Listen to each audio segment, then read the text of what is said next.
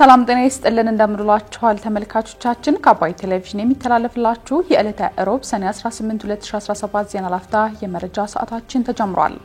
ጠቅላይ ሚኒስትር ዶክተር አብይ አህመድ በኢትዮጵያ ማህበራዊና ኢኮኖሚያዊ ላይ አስተዋጽኦ ያላበረከተ ግለሰብ በፍጹም ስልጣን ሊይዝ አይችልም ሲሉ መናገራቸውን የሲቪል ማህበረሰብ ድርጅቶች ከምርጫ ጋር ለተያዙ ስራዎች ከውጭ ምንጭ ገንዘብ እንዳያገኙ የሚከለክል ህግ መዘጋጀቱን እንዲሁም የፌደራል ዋና ኦዲተር መስሪያ ቤት የተቋማትን ሪፖርት ሲያቀርብ የኦዲት ተደራጊ መስሪያ ቤቶች ኃላፊዎች አለመገኘታቸው ጥያቄ ማስነሳቱን ጨምሮ ሌሎች መረጃዎችን ይዘንላችሁ ቀርበናል። ዜናዎቹን እየመራው ዳሩሰላም ተሾመ ከናንተ ጋር ቆይታ አደርጋለሁ። አብራችሁን ቆዩ። ጠቅላይ ሚኒስትር ዶክተር አብይ አህመድ በኢትዮጵያ ማህበራዊና ኢኮኖሚያዊ ላይ አስተዋጽኦ ያላበረከተ ግለሰብ በፍጹም ስልጣን ሊይዝ አይችልም ሲሉ ተናገሩ። ጠቅላይ ሚኒስትር ዶክተር አብይ አህመድ ከመላው ሀገሪቱ ከተውጣጡ የሚዲያ ባለሙያዎችና አመራሮች ጋር ውይይት አካሂደዋል። በዚህ ውይይት ላይ የሚዲያ ባለሙያዎች በርካታ አሉን ያሉትን ጥያቄዎች ያነሱ ሲሆን በጥያቄዎቹ ላይ ውይይት ተካሂዷል። ለተነሱት ጥያቄዎች ምላሽ የሰጡት ጠቅላይ ሚኒስትር ዶክተር አብይ አህመድ ሚዲያዎች ተቹን ጠይቁን ነገር ግን አትቅጠፉ ከብሔራዊ ጥቅም በተቃራኒ አትሄዱ ሲሉ አሳስበዋል። ጋዜጠኛ ማለት ስላየው ስለሰማው ብቻ አይቀበልም ካየውና ከሰማው ነገር ጀርባ ያለውን አንድምታ በጥልቀት ይመረምራል ያሉት ጠቅላይ ሚኒስትሩ ጋዜጠኛ የሰማውንና የተመለከተውን ነገር ለብሔራዊ ጥቅም ያለውን ፋይዳ መመርመር የሚችል ቢናገር የሚያመጣው ውጤት ምንድነው ብሎ አሻግሮ የሚያስብ መሆን አለበት ብለዋል። ሚዲያዎች ሊተቹና ሊጠይቁ እንደሚገባ አንስተው በአንጻሩ ሐሰተኛ መረጃ ማሰራጨትና ከብሔራዊ ጥቅም ጋር የሚጋጭ ስራ መስራት እንደሌለባቸው ማስገንዝበዋል። ጋዜጠኞች በስራቸው ምክንያት ጫናና እስራት እየደረሰባቸው መሆኑን በመድረኩ የተናገሩ ሲሆን ለዚህ ምላሽ የሰጡት ዶክተር አብይ አህመድ ሙያዊ ስነ ምግባርን ተከትለው የሚሰሩ ጋዜጠኞች ያለ አግባብ መነካት እንደሌለባቸው አሳስበው በትክክለኛው መንገድ ለሚዘግቡ ጋዜጠኞች ጥበቃ እንደሚደረግላቸውም ተናግረዋል። በውይይቱ ላይ ጠቅላይ ሚኒስትሩ ኢትዮጵያ በታሪኳ እንዳሁኖቹ አይነት የጸጥታ ተቋማት ገንብታ አታውቅም ሲሉም ተደምጠዋል።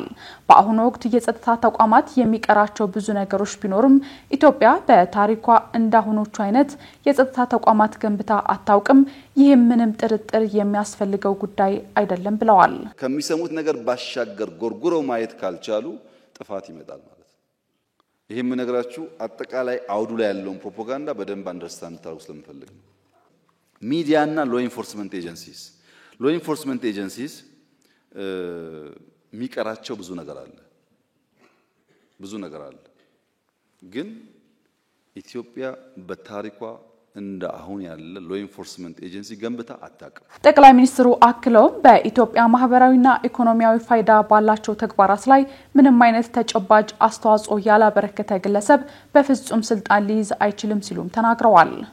አንድ ሰው ምን እንደሰራ ሳታውቁ ቢሮውን ሳያጸዳ ዛፍ ሳይተክል ሰፈሩ ላይ አንድ ሰራተኛ ዳሃ ያለች እሱ ጋር ገንዘብ አዋጥቶ ሳያግዛት ዝም ብሎ መጥቶ እናንተ ጋር በዩቲዩብ መልአክ ሲጫወት የት ሰራ? መች አገለገልክ? ስንት ዛፍ ተከልክ? ለስንት ዳሃ ቤት ሰራ? ምን ያክል ታነባለህ? ምን ያክል ጻፍክ? መጠየቅ እኮ አለበት ሰውየው። ዝም ብሎ መጥቶ እኔ እንትን ነኝ በሚል እንዴት ይሆናል? አይሆንም። ግን ወደፊት ማወቅ ያለባችሁ ነገር በፍጹም በኢትዮጵያ ፖለቲካል ኤንቫይሮንመንት ኢምፖርትድ ኢንዲቪጁዋልስ መተው ስልጣን መያዝ አይችሉም። እኔ ስለፈለኩ አይደለም፣ አይመችም ሁኔታው።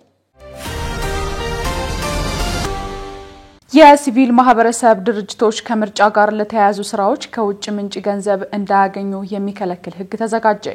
የሲቪል ማህበረሰብ ድርጅቶች አዋጅ ሀገር በቀል የሲቪል ማህበረሰብ ድርጅቶች ለፖለቲካ አድቮኬሲ፣ የመራጮች ትምህርት፣ ምርጫ መታዘብና ማንኛውም ከምርጫ ጋር የተያያዙ ስራዎችን ለመስራት ከውጭ የፋይናንስ ምንጭ ገንዘብ እንዳይቀበሉ የሚከለክል ድንጋጌ ተካቶበት ሊሻሻል መሆኑ ተገልጿል። የማሻሻያውን ረቂቅ የፍትህ ሚኒስቴርና የሲቪል ማህበረሰብ ድርጅቶች በጋራ እንዳዘጋጁት የፍትህ ሚኒስቴር የመንግስት ህግና ፍትህ አገልግሎት ሚኒስቴር ዴኤታ አቶ በላይነህ ይርጋ ገልጸዋል። አቶ በላይነህ ይህ የገለጹት ከሲቪል ማህበረሰብ ድርጅቶችና ከመንግስት ተቋማት የተውጣጡ ተወካዮች በተሳተፉበትና ማሻሻያ ረቂቁ ላይ በተደረገ ውይይት ላይ ነው። በዚህ ውይይት ለተሳታፊዎች የቀረበውና ቢቢሲ አማርኛ ተመልከትኩት ያለውን ሰነድ በመጥቀስ ባወጣው ዘገባ ከ6 ዓመታት በፊት የወጣው አዋጅ ላይ ማሻሻያ ያደረገ መሆኑን አንስተዋል። የሲቪል ማህበረሰብ ድርጅቶች እንቅስቃሴ የህዝብና የሀገርን ጥቅም ባረጋገጠ መልኩ እንዲሆን ማድረግ አዋጁን ማሻሻል ያስፈለገበት ምክንያት መሆኑ በሰነዱ ላይ ሰፍሯል። ውይይቱ የተደረገበት ረቂቅ በስራ ላይ ካለው የሲቪል ማህበረሰብ ድርጅቶች አዋጅ ውስጥ 12 አንቀጾች ላይ ሙሉ በሙሉና በከፊል ማሻሻያዎችን ማድረጉ ተጠቁሟል። ረቂቁ ሙሉ በሙሉ ሰርዞ በአዲስ የተካው ቀዳሚው ክፍል የሲቪል ማህበረሰብ ድርጅቶች ባለስልጣን ቦርድን የተመለከተው ድንጋጌ ነው። በዚህም 11 የነበሩትን የቦርዱን አባላት ቁጥር ወደ 7 ዝቅ አድርጓቸዋል። ቀሮቹ ጉልህ ማሻሻያዎች የተደረጉት የድርጅቶች ምዝገባ፣ የሂሳብ ሪፖርትና ህግን ማስከበር የተመለከቱ ድንጋጌዎች ላይ ነው። በረቂቁ ውስጥ በተካተተው አዲስ ድንጋጌ መሰረት ድርጅቱ ለሀገር ደህንነት ስጋት መሆኑ በባለስልጣኑ የሚታመንበት ከሆነ የምዝገባ ጥያቄው ውድቅ ሊደረግ ይችላል።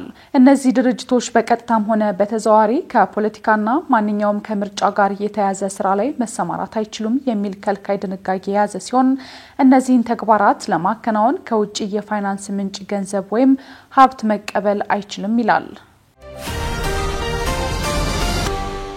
የፌደራል ዋና ኦዲተር መስሪያ ቤት የተቋማትን ሪፖርት ሲያቀርብ የኦዲት ተደራጊ መስሪያ ቤቶች ኃላፊዎች አለመገኘታቸው ጥያቄ አስነሳ።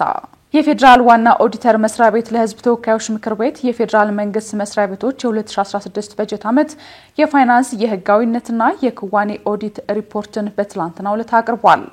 ሪፖርቱን በንባብ ያቀረቡት ዋና ኦዲተር ወይዘሮ መሰረት ዳምጤ በ137 መስሪያ ቤቶችና 20 የገቢዎችና የጉምሩክ ቅርንጫፍ ጽህፈት ቤቶች ወደ 33 ቢሊዮን ብር የሚጠጋ ያልተሰበሰበ ሂሳብ መኖሩ ተረጋግጧል ብለዋል። ውዝፍ ተሰብሳቢ ሂሳብ ከተገኘባቸው ተቋማት መካከልም ከፍተኛውን ድርሻ የያዙት የጤና ሚኒስቴር፣ የመስኖና ቆላማ አካባቢ ሚኒስቴር፣ የዋቻሞ ዩኒቨርሲቲ የትምህርት ሚኒስቴር ናቸው።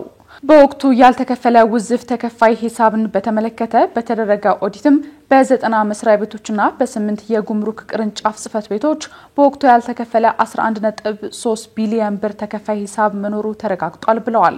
ዋና ኦዲተር ወይዘሮ መሰረት ዳምጤ ፌደራል መስሪያ ቤቶች የበጀት አጠቃቀማቸውን በተመለከተ በተደረገ ኦዲት 32 ተቋማት 1.6 ቢሊዮን ብር ከተደለደለላቸው በጀት ላይ መጠቀማቸውን የተናገሩ ሲሆን በበጀት ዓመቱ 14.4 ቢሊዮን ብር ደግሞ ስራ ላይ አለመዋሉ ተረጋግጧል ብለዋል። የኦዲተር መስሪያ ቤት ሪፖርት ማብቃትን ተከትሎ አንድ የምክር ቤት አባል የስነ ስርዓት ጥያቄ እንዳላቸው ተናግረው ብዙ ጊዜ የኦዲት ሪፖርት በሚቀርብበት ሰዓት ኦዲት ተደራጊ መስሪያ ቤቶች መገኘት እንዳለባቸው ሐሳብ ይሰጣል። ነገር ግን ዛሬም እንደምናየው ኦዲት ተደራጊ መስሪያ ቤቶች የቀረቡበት ሁኔታ የለምና በዚህ ጉዳይ ላይ ማሳሰቢያ ቢሰጥ ሲሉ ጠይቀዋል። የምክር ቤቱ አፈ ጉባኤ በበኩላቸው ሁሉም ኦዲት ተደራጊ መስሪያ ቤቶች እንዲገኙ ጥሪ መተላለፉን ተናግረዋል።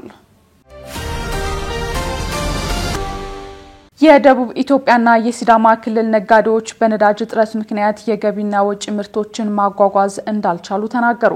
የደቡብ ኢትዮጵያና የሲዳማ ክልል ነጋዴዎች ነዳጅ ባለመኖሩ ወደ መሃል ሀገር የሚልኩት በተለይ አትክልትና ፍራፍሬ እየተበላሸባቸው እንደሆነ ተናግረዋል። በደቡብ ኢትዮጵያና በሲዳማ ክልሎች በአስመጭና ላኪነት እንዲሁም በአትክልትና ፍራፍሬ አቅራቢነት ተሰማርተው የሚገኙ አንድ ነጋዴ ለምሳሌ የቲማቲም ምርት ለአንድ ቀን ካደረ በሚቀጥለው ቀን በሰበሰ ማለት ነው። ይህ ደግሞ በህዝቡም ሆነ በመንግስት ላይ ጉዳት ስለሚያመጣ የሚመለከታቸው የንግድ ቢሮ ኃላፊዎች ችግሩን ሊያስተካክሉ ይገባል ብለዋል። በሐዋሳ ከተማ የሚገኙ የነዳጅ ማደያዎች በተለይም ካለፉት 3 ቀናት ወዲህ የተሽከርካሪ ሰልፎች በረጅሙ እንደሚስተዋሉ ዶቼ ቬለ ዘግቧል። በወረፋ ላይ የነበሩት የእርሻ ትራክተር ሾፌሮችና የኢንዱስትሪ ግብአቶችን አራግፈው የሚመለሱ የኬንያ የጭነት አሽከርካሪዎች በሁኔታው መማረራቸውንም ተናግረዋል። ሌላ አስተያየት ሰጪ አሽከርካሪ ከኬንያ እዚህ የሚያደርሰኝን ጋዝ ቀድቼ ነው የመጣሁት፣ ለመመለስ የግድ እስከ ድንበር የሚያደርሰኝን መቅዳት ይኖርብኛል ብለዋል። ነገር ግን አስቸጋሪ ነው፣ ከጠዋት ጀምሮ ለረጅም ሰዓታት እየጠበቁ ይገኛሉ በማለት አስተያየቱን ሰጥቷል። አንድ ስማቸው እንዲገለጽ ያልፈለጉ የሐዋሳ ከተማ ነዳጅ ማደያ ባለቤት በበኩላቸው እጥረቱ ሊከሰት የቻለው አቅርቦቱን በጠየቅነው መጠን ማግኘት ባለመቻላቸው ነው ብለዋል። የንግድና ቀጠናዊ ትስስር ሚኒስትር ዶክተር ካሳሁን ጎፌ በበኩላቸው ለመገናኛ ብዙሃን በሰጡት መግለጫ የነዳጅ አቅርቦትና ስርጭት ላይ እየተስተዋለ የሚገኘው ችግር ባልተገባ መንገድ በተሰራጨ የተሳሳተ መረጃ ምክንያት የተፈጠረ መሆኑን ጠቅሰው የነዳጅ ዋጋ ከፍተኛ ይሆናል የሚል ሐሳብ እንዲኖር ማድረጉንና በስግብግብ ነጋዴዎች ምክንያት የነዳጅ እጥረት እንዳለ ለማስመሰል ሙከራ እየተደረገ ይገኛል ብለዋል። አሁን ላይ ምንም አይነት የነዳጅ ዋጋ ጭማሪ እንደሌለና ይህንን ተከትሎም በአቅርቦቱ ላይ እክል በሚፈጥሩ አካላት ላይ ክትትልና እርምጃ መውሰድ ተጀምሯል ብለዋል። ትራምፕ የአሜሪካ ጥቃት የኢራን ኒውክሌር ይዞታዎችን አላወደመም የሚለውን የደህንነት ግምገማ ውድቅ አደረጉ። የአሜሪካው ፕሬዝዳንት ዶናልድ ትራምፕ የአሜሪካ ጥቃት የኢራን ኒውክሌር ይዞታዎችን አላወደመም የሚለውን ሾልኮ የወጣውን የሀገራቸው መከላከያ ወይም ፔንታጎን የደህንነት ግምገማ ውድቅ አድርገዋል። አሜሪካ በኢራን ላይ የፈጸመችው ጥቃት የኒውክሌር ማብላያ ይዞታዎችን እንዳላወደመ የአሜሪካ መከላከያ ማዕከል የደህንነት ግምገማ ማውጣቱን ተከትሎ ትራምፕ በሰጡት አስተያየት ተቃውሟቸውን አሰምተዋል። ትራምፕ ይዞታዎቹ ሙሉ በሙሉ ወድመዋል በሚል የጸኑ ሲሆን ቅድመ ግምገማው ግን በተቃራኒው ጥቃቱ የኢራንን የኒውክሌር መርሃ ግብር እንዳላወደመና ምናልባትም ለወራት ወደ ኋላ ሊመልሰው እንደሚችልም አሳይተዋል። ፔንታጎን የአሜሪካ ጥቃት የኢራን ኒውክሌር ይዞታዎችን አላወደመም የሚለው ግምገማው በሚዲያው ሾልኮ መውጣቱን ተከትሎ የትራምፕ ልዩ መልእክተኛ ስቲቭ ዊትኮፍ የሀገር ክህደት ሲሉ ጠርተውታል። የአሜሪካው ፕሬዝዳንት ዶናልድ ትራምፕ ሁለቱም ሀገራት የተኩስ አቁም ስምምነት ጥሰዋል በሚል ኃይለ ቃል በመናገር ጣልቃ መግባታቸውን ተከትሎ በእስራኤልና ኢራን መካከል ያለው የተኩስ አቁም የጸና የሚመስል ሲሆን ሀገራቱም እውቅና እንደሰጡ ተገልጿል። ከ12 ቀናት ገደማ በኋላ ኢራንና እስራኤል ጸጥታ ሰፍኖባቸዋል የተባለ ሲሆን የሀገራቱ ነዋሪዎችም ሰቀቀን ሆኖባቸው ከነበረው ፍንዳታዎችና የጥቃት ማስጠንቀቂያዎች ድምጽ ማረፋቸው ተሰምቷል። ስምምነቱ ለጊዜው መጽናቱ እየተነገረ ባለበት በዚህ ወቅትም የአሜሪካው ፕሬዝዳንት ዶናልድ ትራምፕ በኢራን የስርዓት ለውጥ እንደማይፈልጉ ተናግረዋል። ሁሉም ነገር በተቻለ ፍጥነት ተረጋግቶ ማየት ፈልጋለሁ ያሉት ፕሬዝዳንቱ የአገዛዝ ለውጥ ሁከት ይፈጥራልናም በእውነቱ ያን ያህል ቀውስ ማየት አንፈልግም ሲሉ ተደምጠዋል። በሌላ በኩል በእስራኤል ጥቃት ተገደሉ የተባሉ 3 የጦር መሪዎች የኢራን የድል በዓል ላይ መገኘታቸው ተነግሯል። እነሱም ብርጋዴር ጀነራል ኢስማኤል ቃኒ፣ ብርጋዴር ጀነራል አዚዝ ናስር ዛዴህ እንዲሁም የአያቶላህ አሊ ኻሜኒ ከፍተኛ አማካሪ የሆኑት አድሚራል አሊ ሻምካኒ መሆናቸው ተገልጿል። ከአባይ ቴሌቪዥን ሲተላለፍላችሁ የነበረው የዛሬው የቀኑ የመረጃ ሰዓታችን ይህን ይመስል ነበር። አብራችሁን ስለነበራችሁ ከልብ እናመሰግናለን። በያላችሁበት መልካም ጊዜ ይሁንላችሁ።